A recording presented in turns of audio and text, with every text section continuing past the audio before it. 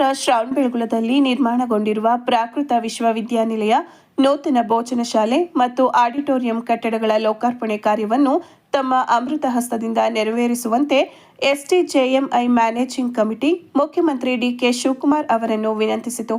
ಬೆಂಗಳೂರಿನಲ್ಲಿ CM DK Shivakumar ಅವರನ್ನು ಭೇಟಿಯಾದ ಎಸ್ಟಿಜೆಎಂಐ ಮ್ಯಾನೇಜಿಂಗ್ ಕಮಿಟಿ 2018ರ ಭಗವಾನ್ ಬಾಹುಬಲಿ ಸ್ವಾಮಿಯವರ ಮಹಾಮಸ್ತಕಾಭಿಷೇಕ ಮಹೋತ್ಸವದ ಸಂದರ್ಭದಲ್ಲಿ ಪ್ರಾತಸ್ಮರಣೀಯ ಪರಮಪೂಜ್ಯ ಸಮಾಧಿಸ್ಥ ಕರ್ಮಯೋಗಿ ಚಾರುಕೀರ್ತಿ ಭಟ್ಟಾರಕ ಮಹಾಸ್ವಾಮೀಜಿಗಳ ಅಪೇಕ್ಷೆಯಂತೆ ಅಂದು ಮುಖ್ಯಮಂತ್ರಿಗಳಾಗಿದ್ದ ಸಿದ್ದರಾಮಯ್ಯನವರು 25 ಕೋಟಿ ಅನುದಾನವನ್ನು ಮಂಜೂರು ಮಾಡಿ ಪ್ರಾಕೃತ ವಿಶ್ವವಿದ್ಯಾನಿಲಯದ ಕಟ್ಟಡ ನಿರ್ಮಾಣಕ್ಕೆ ಕಾರಣವಾಗಿ ಅದೇ ರೀತಿ ಅಲ್ಪಸಂಖ್ಯಾತರ ಕಲ್ಯಾಣ ಇಲಾಖೆಯ ಅನುದಾನದಡಿ ನಿರ್ಮಾಣಗೊಂಡಿರುವ ನೂತನ ಭೋಜನ ಶಾಲೆ ಹಾಗೂ ಆಡಿಟೋರಿಯಂ ನಿರ್ಮಾಣ ಕಾರ್ಯವು ಮುಗಿದಿದ್ದು, ಈ 3 ಯೋಜನೆಗಳು ಕರ್ನಾಟಕ ಸರ್ಕಾರದ ಶಿಕ್ಷಣ, ಸಂಸ್ಕೃತಿ ಮತ್ತು ಧಾರ್ಮಿಕ ಪರಂಪರೆಯ ಮೇಲಿನ ಬದ್ಧತೆಗೆ ಸಾಕ್ಷಿಯಾಗಿವೆ.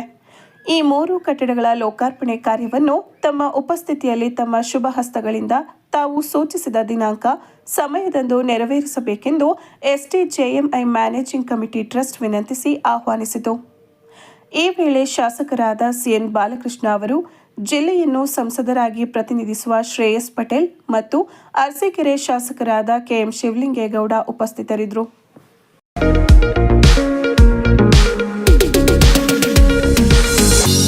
ಉಡುಪಿಯಲ್ಲಿ ಜುಲೈ 11ರಂದು ನಡೆದ ಹರಿಕಥೆ ಕಾರ್ಯಕ್ರಮದಲ್ಲಿ ಜಗದ್ಗುರು ಶ್ರೀ ಆದಿಶಂಕರಾಚಾರ್ಯರ ಬಗ್ಗೆ ಏಕವಚನದಲ್ಲಿ ಅವಹೇಳನಕಾರಿಯಾಗಿ ಶಿರೂರು ಶ್ರೀಗಳು ಮಾತನಾಡಿರುವುದು ಒಳ್ಳೆಯ ಬೆಳವಣಿಗೆಯಲ್ಲ ಎಂದು ತಾಲೂಕು ಹಿಂದೂ ದೇವಾಲಯಗಳ ಅರ್ಚಕರ ಒಕ್ಕೂಟದ ರಾಜ್ಯಾಧ್ಯಕ್ಷ ಡಾಕ್ಟರ್ ಎಂಎಸ್ ವಿಶ್ವನಾಥ್ ದೀಕ್ಷಿತ್ ಹೇಳಿದರು.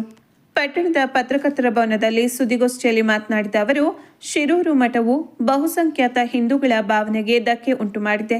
ಶಿರೂರು ಮಠವು ಬಹಿರಂಗವಾಗಿ ಕ್ಷಮೆ ಕೇಳಬೇಕು ಎಂದು ಸುದ್ದಿಗೋಷ್ಠಿಯಲ್ಲಿ ಆಗ್ರಹಿಸಿದರು. ಆದಿಶಂಕರರು ಹಿಂದೂ ಧರ್ಮದ ಪುನರುತ್ಥಾನಕ್ಕೆ ಕಾರಣೀಭೂತರಾಗಿದ್ದು, ದೇಶದ 4 ಕಡೆ ಪೀಠ ಸ್ಥಾಪಿಸುವ ಮೂಲಕ ಸಾಂಸ್ಕೃತಿಕ ಹಾಗೂ ಧಾರ್ಮಿಕ ಏಕತೆಯನ್ನು ಮತ್ತು ಅಖಂಡತೆಯನ್ನು ನಿರ್ಮಿಸುವಲ್ಲಿ ಶಂಕರಾಚಾರ್ಯರ ಪಾತ್ರ ಮಹತ್ವದಾಗಿದೆ. ಹಿಂದೂ ಧರ್ಮದ ರಕ್ಷಣೆಗಾಗಿ ಜನಸಾಮಾನ್ಯರಲ್ಲಿ ಸಾಮರಸ್ಯದ ಭಾವನೆ ಮೂಡಿಸುವಲ್ಲಿ ಆಚಾರ್ಯರು ಕೈಗೊಂಡ ನಿರ್ಣಯಗಳು ಇಂದಿಗೂ ಪ್ರಸ್ತುತವಾಗಿವೆ.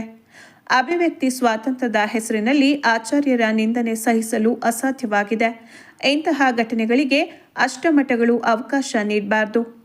ಮುಂದಿನ ದಿನಗಳಲ್ಲಿ ಇಂತಹ ಘಟನೆಗಳು ಮರುಕಳಿಸದಂತೆ ಸಂಘಟಕರು ಎಚ್ಚರ ವಹಿಸಬೇಕು ಎಂದು ತಿಳಿಸಿದರು.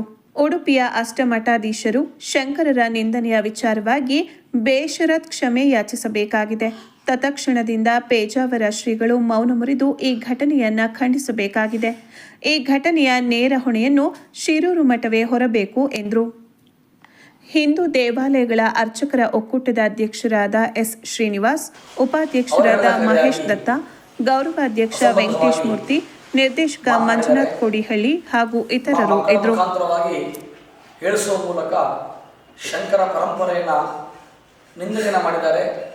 ಇದು ಬಹುಸಂಖ್ಯಾತ ಹಿಂದೂಗಳ ಭಾವನೆಗೆ ತುಂಬ ಘಾಸಿಯನ್ನು ಉಂಟು ಮಾಡಿದೆ, ಧಕ್ಕೆಯನ್ನು ಉಂಟು ಮಾಡಿದೆ. ಹಾಗಾಗಿ ಇದರ ನೇರ ಹೊಣೆಯನ್ನು ಅಷ್ಟಮಠಗಳು ಹೊರಬೇಕಾಗ್ತಿದೆ. ವಿಶೇಷವಾಗಿ ಈಗಿನ ಇರತಕ್ಕಂತಹ ಪರ್ಯಾಯ ಶಿರೂರು ಮಠವೇ ಇದಕ್ಕೆ ಗಂಭೀರವಾಗಿ ನೈತಿಕ ಹೊಣೆಯನ್ನು ಹೊತ್ತು ಅವರು ಈ ಘಟನೆಗೆ ಸಮಗ್ರವಾಗಿ ತನಿಖೆಯನ್ನು ಮಾಡಬೇಕು. ಈ ಸಣ್ಣ ಪುಟ್ಟ ಘಟನೆಯಲ್ಲ. ಆದಿಶಂಕರ ಭಗವತ್ಪಾದರು ಕಾಲ್ನಡಿಗೆಯಲ್ಲಿ ಸಂಚರಿಸಿ ದೇಶಾದ್ಯಂತ 4 ಆಮ್ನೇಯ ಪೀಠವನ್ನು ಸ್ಥಾಪನೆಯನ್ನು ಮಾಡಿ ಹಿಂದೂ ಧರ್ಮದ ಬೆಳವಣಿಗೆ ಕುಂಠಿತ ಸಮಯದಲ್ಲಿ ಹಿಂದೂ ಧರ್ಮದ ಪುನರುತ್ಥಾನವನ್ನು ಮಾಡತಕ್ಕಂತಹ ವಿಶೇಷವಾದ ಪ್ರಕಲ್ಪವನ್ನು ಕೈಗೆತ್ತಿಕೊಂಡು ಸಮಗ್ರವಾದ ಬೆಳವಣಿಗೆ ಕಾರಣೀಭೂತರಾದವು. ಇಂಥ ಮಹಾನ್ ಪುರುಷರ, ಮಹಾನ್ ದಾರ್ಶನಿಕರ ವಿಚಾರದಲ್ಲಿ ಲಘುವಾಗಿ ಹರಿಕಥೆಯ ಮೂಲಕ ಮಾತನಾಡಿರುವುದು ನಮ್ಮೆಲ್ಲ ಮನಸ್ಸಿಗೆ ಬಹಳ ದುಃಖದ ವಿಚಾರವಾಗಿದೆ. ಹೀಗಾಗಿ ಶಿರೂರು ಮಠ ಈ ಘಟನೆಯ ಸಂಪೂರ್ಣ ತನಿಖೆಯನ್ನು ಮಾಡಬೇಕು. ಆಯಾ ಸಂಘಟಕರಿದ್ದಾರೆ, ಅವರನ್ನು ಸದಕ್ಷಣ ವಿಶೇಷವಾದ ತನಿಖೆಯ ಮುಖಾಂತರ ಅವರನ್ನು ತನಿಖೆಗೆ ಒಳಪಡಿಸಬೇಕು ಅಂತೇಳಿ ಅರ್ಚಕರ ಒಕ್ಕೂಟ ಈ ಘಟನೆ ತೀವ್ರವಾಗಿ ಖಂಡನೆಯನ್ನು ವ್ಯಕ್ತಪಡಿಸ್ತಾ, ನಾವು ಈ ಸಮಾಜದ ಮುಖ್ಯವಾಹಿನಿಗೆ ಇರ್ತಕ್ಕಂಥ ಎಲ್ಲ ಬಂಧುಗಳನ್ನು ಕೂಡ ನಾವು ಕೋರಿಕೊಳ್ತಾ ಇದ್ದೀವಿ. ಏನಪ್ಪ ಅಂತಂದರೆ ಎಲ್ಲರೂ ಕೂಡ ಘಟನೆಯನ್ನು ಖಂಡಿಸಬೇಕು ಅಂತೇಳಿ ಈ ಮೂಲಕ ಕೋರಿಕೊಳ್ತಾ ಇದ್ದೇವೆ. ತಮ್ಮ ಹರಿಕಥೆಯನ್ನು ಬಿಂಬಿಸುವ ಒಂದು ಸಂದರ್ಭದಲ್ಲಿ ಜಗದ್ಗುರು ಆದಿಶಂಕರಾಚಾರ್ಯರ ಬಗ್ಗೆ ಅತ್ಯಂತ ಸಹಿಸಲು ಅಸಾಧ್ಯವಾದಂತಹ ಪದಗಳನ್ನು ಬಳಸಿದ್ದಾರೆ. ಅದು ಅವರಿಗೆ ಯಾವ ಉಲ್ಲೇಖದಲ್ಲಿ ಸಿಕ್ತು ಅನ್ನುವಂಥದ್ದು ಇದುವರೆಗೆ ಗೊತ್ತಿಲ್ಲ. ಅವರನ್ನು ಒಂದು ರಾಕ್ಷಸ ಪ್ರವೃತ್ತಿಗೆ ಹೋಲಿಕೆಯನ್ನು ಮಾಡಿ ಆ ಶಂಕರರು ರಾಕ್ಷಸ ಪ್ರವೃತ್ತಿಯಲ್ಲಿ ಒಂದು ಏನು ಮನುಕುಲದಲ್ಲಿ ಭಿನ್ನಾಭಿಪ್ರಾಯಗಳನ್ನು ಮೂಡಿಸಿದ್ರು ಅನ್ನುವಂತಹ ವಿಚಾರಗಳನ್ನು ಅಲ್ಲಿ ವ್ಯಕ್ತಪಡಿಸಿದ್ದಾರೆ. ಹಾಗಾಗಿ ಆದಿಶಂಕರರು ಏನು 4 ಆಮ್ನೇಯ ಪೀಠಗಳನ್ನು ಸ್ಥಾಪನೆ ಮಾಡಿ ಭಾರತ ದೇಶದ ಉದ್ದಕ್ಕೂ ಸಂಚರಿಸಿ ಏನು ಹಿಂದೂ ಧರ್ಮ ಅವಸಾನದ ಅಂಚಿನಲ್ಲಿ ಇದ್ದಂತಹ ಸಂದರ್ಭದಲ್ಲಿ ಧರ್ಮದ ಪುನರುತ್ಥಾನಕ್ಕಾಗಿ ತಮ್ಮ ಅತ್ಯಂತ ಶ್ರಮವನ್ನು ಹಾಕಿದ್ದಾರೆ. ಇಂದು ಆ ಒಂದು ಹಿನ್ನೆಲೆಯಲ್ಲಿ ನಡೆಯುತ್ತಿರುವಂತಹ ಶೃಂಗೇರಿ ಮಠ ಕೂಡ ಅದರ ಒಂದು ಪಾವಿತ್ರತೆಯನ್ನು ಉಳಿಸಿಕೊಂಡು ಬಂದಿರುವುದಕ್ಕೆ ಸಾಕ್ಷಿಯಾಗಿದೆ. ಹಾಗಾಗಿ ಏನು ಆ ಇಬ್ಬರು ಹೆಣ್ಣು ಮಕ್ಕಳಿಗೆ ಯಾರ ಪ್ರೇರೇಪಣೆ ಇತ್ತೋ ಅಥವಾ ತಮ್ಮ ತಿಳುವಳಿಕೆ ಇಲ್ಲದೆ ಮಾತನಾಡಿದ್ದಾರೋ ಅದಕ್ಕೆ ಆ ಒಂದು ಏನು ಪ್ರಸಿದ್ಧವಾದಂತಹ ಏನು ಶಿರೂರು ಮಠದ ರಾಜಾಂಗಣದಲ್ಲಿ ಏನು ನಡೆದಿದೆ ಅದಕ್ಕೆ ಅವರ ಅನುಮತಿ ಕೂಡ ಇದೆ. ಹಾಗಾಗಿ ಕೂಡಲೇ ಆ ಎಲ್ಲ ಸಂಬಂಧಿತಂತಹ ವ್ಯಕ್ತಿಗಳಿಗೆ ಮಧ್ಯಪ್ರವೇಶ ಸರ್ಕಾರ ಕೂಡ ಈ ವಿಚಾರದಲ್ಲಿ ಮಧ್ಯಪ್ರವೇಶವನ್ನು ಮಾಡಬೇಕಾಗುತ್ತೆ.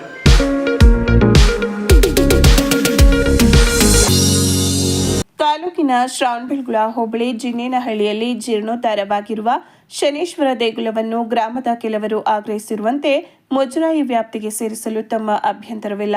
ಆದರೆ ದೇಗುಲದ ಆಸ್ತಿ ಹಣ ದುರುಪಯೋಗ ಎಂಬುದು ಆಧಾರರಹಿತ ಆರೋಪವೆಂದು ದೇವಸ್ಥಾನದ ಉಸ್ತುವಾರಿ ಜಿಎನ್ ಮಧುಸೂದನ್ ಹೇಳಿದರು.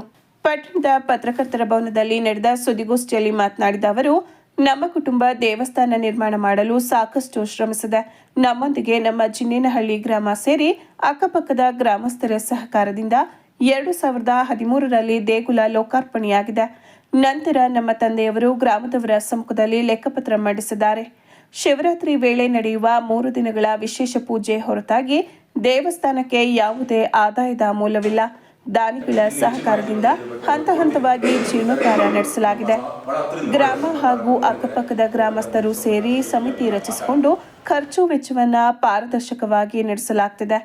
ರಾಜಕೀಯ ದುರುದ್ದೇಶದಿಂದ ತಮ್ಮ ಮೇಲೆ ಗ್ರಾಮದವರಾದ ಚಂದ್ರಹಾಸ್ ಎಂಬುವರು ಇಲ್ಲಸಲ್ಲದ ಆರೋಪವನ್ನು ತಮ್ಮ ಮೇಲೆ ಮಾಡ್ತಿದ್ದಾರೆ ಎಂದು ಹೇಳಿದರು. ಸರ್ಕಾರಿ ಗೋಮಾಳವಾಗಿರುವ ಸರ್ವೆ ನಂಬರ್ 8 ಮತ್ತು 9ರಲ್ಲಿನ 3 ಎಕರೆ ಜಾಗವನ್ನು ನರೇಗಾ ಯೋಜನೆಯಡಿ ಅಭಿವೃದ್ಧಿಪಡಿಸಿ chain link fencing, walking path ನಿರ್ಮಾಣ ಮಾಡಿ ಸಾರ್ವಜನಿಕ ಉದ್ದೇಶಕ್ಕಾಗಿ ಪಾರ್ಕ್ ನಿರ್ಮಾಣ ಮಾಡಲಾಗಿದೆ. ಮಾನ್ಯ ಜಿಲ್ಲಾಧಿಕಾರಿಗಳೇ ಪಹಣಿಯಲ್ಲಿ ಸಾರ್ವಜನಿಕ ಉದ್ದೇಶಕ್ಕೆ ಎಂದು ಮೀಸಲಿರಿಸಿ ಆದೇಶಿಸಿದ್ದಾರೆ. ಇದನ್ನು ನಾವು ಸ್ವಂತಕ್ಕೆ ಮಾಡಿಕೊಳ್ಳಲು ಹೊರಟಿದ್ದಾರೆ ಎನ್ನುವುದು ಸತ್ಯಕ್ಕೆ ದೂರವಾದ ಮಾತು. ಆರೋಪ ಮಾಡುವ ಚಂದ್ರಹಾಸ್ ಅವರು ಗ್ರಾಮದಲ್ಲೇ ಇಲ್ಲ, ಅವರ ಕುಟುಂಬವಷ್ಟೇ ಇದ್ದು ಮುಂದಿನ ಸ್ಥಳೀಯ ಚುನಾವಣೆ ಹಿನ್ನೆಲೆ ರಾಜಕೀಯ ಉದ್ದೇಶದಿಂದ ತಮ್ಮ ತೇಜೋವಧೆ ಮಾಡ್ತಿದ್ದಾರೆ. ಅವರು ಹೇಳಿರುವಂತೆ ದೇಗುಲವನ್ನ ಮುಜರಾಯಿ ವ್ಯಾಪ್ತಿಗೆ ಒಪ್ಪಿಸಲು ತಮ್ಮ ತಕರಾರು ಇಲ್ಲವೆಂದರು. ಸುದ್ದಿಗೋಷ್ಠಿಯಲ್ಲಿ ಗ್ರಾಮಸ್ಥರಾದ ಕಿರಣ್ ಕುಮಾರ್, ರಾಮಕೃಷ್ಣ, ಮಂಜುನಾಥ್, ವಾಸು ಸೇರಿ ಇತರರು ಇದ್ರು. ಯಾರು ಕೂಡ ನನ್ನಲ್ಲಿ ಮಾಡು ಒಳ್ಳೆ ಕೆಲಸ ಮಾಡ್ತಾ ಇದೆಯಾ ಅಂತ ಬೆಂತಟ್ಟಿದ್ರೆ ಹೊರತು ನಮ್ಗೆ ಯಾರು ಈ ಥರ ವ್ಯಕ್ತಿ ಯಾರು ಕೂಡ ನಮ್ಗೆ ಅವಾಗ ತಡೆ ಹಾಕಿಲ್ಲ. ಬಹುಶಃ ಈ ವ್ಯಕ್ತಿ ಅವಾಗ ಎದ್ದಿದ್ರೆ ಈ ದೇವಸ್ಥಾನ ಮಾಡೋಕ್ಕಾಗ್ತಿರಲಿಲ್ಲ, ಅವನಲ್ಲಿ ಯಾವ ಕೆಲಸ ಒಳ್ಳೆ ಕೆಲಸಗಳು ಮಾಡೋಕ್ಕಾಗ್ತಾ ಇದೆ. ಮುಂದುವರೆದು ಅವರು ಗುರುತವರು ಆರೋಪ ಮಾಡಿದ್ದಾರೆ ನನ್ನ ಮೇಲೆ. ಈಗ ಮೊದಲನೇದಾಗ ಅವರು ಸರ್ವೆ ನಂಬರ್ 8 ಮತ್ತು 9 ಜಾಗವನ್ನು ಕಬಳಿಸಲು ಪ್ರಯತ್ನ ಪಡ್ತಾರೆ ಅನ್ನೋದನ್ನು ನನ್ನ ಆರೋಪ ಮಾಡಿದೆ. ಈ ಸದರಿ ಜಾಗ ಸರ್ವೆ ನಂಬರ್ 8 ಅನ್ನೋದು 1 ಎಕರೆ 14 ಜಾಗ ಇದೆ. ಈ ಜಾಗಕ್ಕೆ ನಾವು ದೇವಸ್ಥಾನ ಆದಮೇಲೆ ಅಂದರೆ 2013 ಆದಮೇಲೆ ನಾವು ಇದೊಂದು ಗಿಡಗಳು ಇಡಬೇಕು, ಏನಾದರೂ ಅಭಿವೃದ್ಧಿ ಮಾಡಬೇಕು ಅನ್ನೋ ದೃಷ್ಟಿಯಿಂದ ಮುಂಚೆಗೆ ಬಂದ್ವಿ. ಅವಾಗ ನಮ್ಗೆ ಯೋಚನೆ ಬಂದಿದ್ದು ಯಾಕೆ ನಾವು ಉದ್ಯಾನ ಮಾಡಬಾರ್ದು ಅನ್ನೋ ಯೋಚನೆ ಬಂತು. ಗ್ರಾಮಸ್ಥರ ಜೊತೆ ಡಿಸ್ಕಸ್ ಮಾಡಿ ನಾವು ಜಿಲ್ಲಾಧಿಕಾರಿಗಳು ಪತ್ರ ಬರೀತೀವಿ, ಈ ಥರ ನಮಗೆ ಈ ಜಾಗನ ಉದ್ಯಾನ ಮೀಸಲಾಗಿದೆ ಅಂತ. ಆ ಸಂದರ್ಭದಲ್ಲಿ ಜಿಲ್ಲಾಧಿಕಾರಿಗಳು ನಮ್ಮ ಮನವಿಯನ್ನು ಪರಿಗಣಿಸಿ 1 ಎಕರೆ 14 ಗುಂಟೆ ಜಾಗ ಸಾರ್ವಜನಿಕ ಉದ್ಯಾನವನಕ್ಕೆ ಮೀಸಲು ಅಂತಕ್ಕಂಥ ಒಂದು ಆದೇಶ ಹೊರಡಿಸ್ತಾರೆ. ಇದು ಆದೇಶ ಪ್ರತಿನೂ ಕೂಡ ನಿಮ್ಮ ಅರ್ಜಿಯನ್ನು ಹಾಕಿದ್ದೀನಿ ನಾನು. ಅದೇ ಥರ ಪಾಣಿಯಲ್ಲೂ ಕೂಡ ಕಲಂ 14ರಲ್ಲಿ ಈಗಲೂ ಕೂಡ ಬರ್ತಾ ಇದೆ, ಸಾರ್ವಜನಿಕ ಉದ್ಯಾನವನಕ್ಕೆ ಮೀಸಲು ಅನ್ನೋದು ಕೂಡ ಬರ್ತಾ ಇದೆ. ಆಮೇಲೆ 2015 ನಂತರ ನಾನು ಪಂಚಾಯತಿಗೆ ಗೆಲ್ತೀನಿ, ಉಪಾಧ್ಯಕ್ಷ ಆಗ್ತೀನಿ. ಆ ಟೈಮ್ನಲ್ಲಿ 1 ಎಕರೆ 14 ಗುಂಟೆ ಏನು ಜಿಲ್ಲಾಧಿಕಾರಿ ಮೀಸಲಾಗಿದ್ದ ಜಾಗ, ಆ ಜಾಗದ ಪಕ್ಕದಲ್ಲಿ 1 ಎಕರೆ 20 ಗುಂಟೆ ಸರ್ವೆ 9 ಒಟ್ಟು ಎಲ್ಲ 3 ಎಕರೆ ವಿಸ್ತೀರ್ಣಕ್ಕೂ ಕೂಡ ಉದ್ಯಾನ ಮಾಡಬೇಕು ಅಂತ ನಿಶ್ಚಯಿಸಿ ಗಿಡಗಳನ್ನ ನೆಡ್ತೀವಿ. ಆ ಗಿಡ ನೆಟ್ಟಾಗ ನೋಡ್ಕೊಳ್ಳೋಕ್ಕೆ ಬೇಲಿ ಇರಲ್ಲ. ಅದಕ್ಕೆ ನಾನೇ ನನ್ನ ಸ್ವಂತ ದುಡ್ಡಿಂದ 80 ಟ್ರೀ ಗಾರ್ಡ್ ನಾನೇ ಮಾಡಿಸಿ ಇವತ್ತು ಕೊಟ್ಟಿರೋ ಟ್ರೀ ಗಾರ್ಡ್ ಉಳ್ಕೊಂಡಿದ್ದು ಟ್ರೀ ಗಾರ್ಡ್ ಹಾಕಿ ಗಿಡಗಳು ಬೆಳೆಸ್ತಾ ಹೋಗಿ.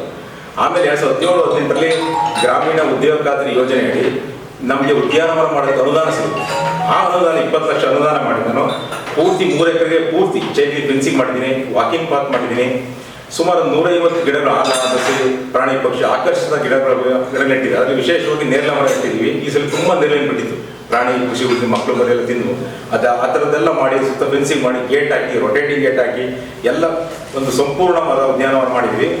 ಆಮೇಲೆ ನಾವು ಗ್ರಾಮ ಪಂಚಾಯತಿನಲ್ಲಿ ನಾನು ಉಪಾಧ್ಯಕ್ಷ ಆಗಿದ್ದ ಸಂದರ್ಭದಲ್ಲಿ ಈ ಬಗ್ಗೆ ಮಾತನಾಡಿ ಡಿಸ್ಕಸ್ ಮಾಡಿ ಈ ಉದ್ಯಾನವನಕ್ಕೆ ಪೂಜ್ಯ ಡಾಕ್ಟರ್ ಶ್ರೀ ಶ್ರೀ ಬಾಲಗಂಗಾಧರನಾಥ ಮಹಾಸ್ವಾಮೀಜಿ ಉದ್ಯಾನವನ BGS ಉದ್ಯಾನವನ ನಾಮಕರಣ ಮಾಡಿಕಲ್ಲಿ ಕೂಡ ನಡಾವಳಿಯನ್ನು ನಮೂದಿಸಿ ನಾಮಫಲಕ ಕೂಡ ನೆಟ್ಟಿವಿ ನಾವು. ಅವತ್ತು ಇರಲಿಲ್ಲ ಯಾರು ಈ ಚಂದ್ರಸ್ ಏನು ಆರೋಪ ಮಾಡ್ತಾರೆ ವ್ಯಕ್ತಿ ದೂರದಲ್ಲಿ ಕೆಲಸ ಮಾಡ್ಕೊಂಡಿದ್ರು. ಅವರು 5,000 ರೂಪಾಯಿ ನಮಗೆ ದೇಣಿಗೆ ಕೊಟ್ಟೋಗಿದ್ರು. ಅವ್ರು ಯಾವುದೇ ಪಾತ್ರ ಇಲ್ಲ, ಯಾವುದೇ ಒಂದು ಶ್ರಮ ಇಲ್ಲ, ಬಂದಿಲ್ಲ, ಕೇಳಿಲ್ಲ. ಇವತ್ತು ಆರೋಪ ಮಾಡ್ತಾ ಇದ್ದಾರೆ. ಊರಿಗೆ ಬಿಟ್ಬಿಟ್ರೆ ಯಾವುದೇ ಥರ ಇದಿಲ್ಲ. ಈಗಲೂ ಕೂಡ ನಮ್ಮ ಗ್ರಾಮದಲ್ಲಿ ಅವ್ರು ಮತದಾರರು ಇವತ್ತು ಕೂಡ ಓಟ್ ಇಟ್ಕೊಂಡಿಲ್ಲ, ದೂರದವರೆಲ್ಲ ಓಟ್ ಇಟ್ಕೊಂಡಿದ್ದಾರೆ. ಇನ್ನೊಂದು ನನ್ನ ವೈಯಕ್ತಿಕ ಖಾತೆಯಲ್ಲಿ ದುಡ್ಡು ಇಟ್ಕೊಂಡಿನಿ ಅಂತ ಹೇಳಿದ್ದಾರೆ. ಯಾವ ದುಡ್ಡು ದೇವಸ್ಥಾನಕ್ಕೆ ದುಡ್ಡೇ ಉಳಿದಿಲ್ಲ ನಮ್ಮ ಹತ್ರ. ಇನ್ನೂ ಅರೆಬರೆ ಕಂಪ್ಲೀಟ್ ಆಗಿ ದೇವಸ್ಥಾನ ನಾವು ಒಳ್ಳೆ ದಿನ ಸಿಕ್ಕಿದೆ ಅಂತ ಹೇಳಿ ಗುಡಿಭಟ್ರು ಹೇಳಿದ್ದಕ್ಕೆ ನಾವು ದೇವಸ್ಥಾನ ಉದ್ಘಾಟನೆ ಮಾಡಿದ್ವಿ. ದೇವಸ್ಥಾನ ಬಾಗಿಲು ಕೂಡ ಇರಲಿಲ್ಲ, ಬಣ್ಣ ಹೊಡಿಸಿರಲಿಲ್ಲ. ಉದ್ಘಾಟನೆ ಆದ ನಂತರ ಪುನಃ ದುಡ್ಡನ್ನ ಕಲೆಕ್ಟ್ ಮಾಡಿ ದೇವಿಗೆ ಕಲೆಕ್ಟ್ ಮಾಡಿ ಇದು ಮಾಡಿ ದೇವಸ್ಥಾನ ಕಂಪ್ಲೀಟ್ ಮಾಡಿ ಯಾವುದೇ ಬೇಕಾದ್ರೆ ನನ್ನ ದುಡ್ಡು ಇರಬೇಕಾಗುತ್ತೆ. ನಾನೇನಾದ್ರು ಸಂಗ್ರಹ ಮಾಡಿದ್ದೆ. ಇವರೇ ಮುಂದಕ್ಕೆ ಇದು ಮಾಡೋದಕ್ಕೆ ಊರಿನವರೆಲ್ಲ ಸಪೋರ್ಟ್ ಕೊಟ್ಟು ಊರಿನವರೆಲ್ಲ ಸಪೋರ್ಟ್ ತಗೊಂಡಿದ್ರು. ಇದನ್ನ ದೇವಸ್ಥಾನ ಹೊಡೆದಾಕಿ ಹೊಸ ದೇವಸ್ಥಾನ ಮಾಡಿದ್ರು. ಅದು ಜನಗಳು ಅವರು ಇವರು ಎತ್ಕೊಂಡಿದ್ದಾರೆ. ಇವರು ಸಹ ಕೈಯಿಂದ ಎಷ್ಟು ವಸ್ತು ನಾವು ಹೇಳೋಕ್ಕಾಗಲ್ಲ. ಅದು ಇವರು ಸಹ ಮ್ಯಾಕ್ಸಿಮಮ್ ಹಾಕ್ಕೊಂಡು ಆ ದೇವಸ್ಥಾನ ಇದು ಮಾಡಿದ್ದಾರೆ. ಆ ಜಾಗನೂ ಯಾರೋ ಕಬಳಸಕ್ಕೆ ಅಂತ ನೋಡಿದ್ರು. ಅದನ್ನು ಇವರು ಕೋರ್ಟ್ಗೆ ಹಾಕೊಳ್ಳೋದು ಎಲ್ಲ ತೆಗೆದು ದೇವಸ್ಥಾನ ದಸೆಗೆ ಇದು ಮಾಡಿಕೊಂಡು ಇದು ಮಾಡಿದರು. ಆಮೇಲೆ ಖಾಲಿ ಜಾಗ ಇದ್ದದನ್ನು ಹಂಗೆ ಖಾಲಿ ಕೊಡಬಾರ್ದು ಅಂತ ಇವರು ಮೆಂಬರ್ ಆದರು. ಮೆಂಬರ್ ಆದಮೇಲೆ ಆ ಉದ್ಯೋಗ ಖಾತ್ರಿ ಇದರಲ್ಲಿ ಸುತ್ತ ಕಾಂಪೌಂಡ್ ಇವತ್ತು ಯಾರು ಹಾಕ್ತಾರೆ ಕಾಂಪೌಂಡು ಉದ್ಯೋಗ ಖಾತ್ರಿ ದುಡ್ಡು ಹಂಚಿಕೊಂಡು 3 ವರ್ಷ ಆಗಿದೆ. 3 ವರ್ಷದಿಂದ ಸಪ್ಲೈ ಬಿಲ್ಲೇ ಇಲ್ಲ. ಆ ಥರದ ಇದರಲ್ಲಿ ಇವರು ಸ್ವಂತ ಇಂಟ್ರೆಸ್ಟ್ ತೊಗೊಂಡು ಅದನ್ನು ಕೆಲಸ ಮಾಡಿದ್ದಾರೆ. ಆ ಕಾಂಪೌಂಡ್ ವಾಲ್ನ ಇದು ಮಾಡಿಕೊಂಡು ಆಮೇಲೆ ನಾವು ನಮ್ಮ ಊರಿನಲ್ಲಿ ಒಂದು 500 ಮರ ಇಳಿಸಿದ್ದು ಎಲ್ಲ ಪ್ರಾಣಿ ಪಕ್ಷಿ ತಿನ್ನುವಂಥ ಮರಗಳು. ಅದು ನೋಡಿ ಉತ್ಸುಕರಾದರು ನಮ್ಮ ಇದನ್ನು ನೋಡಿ.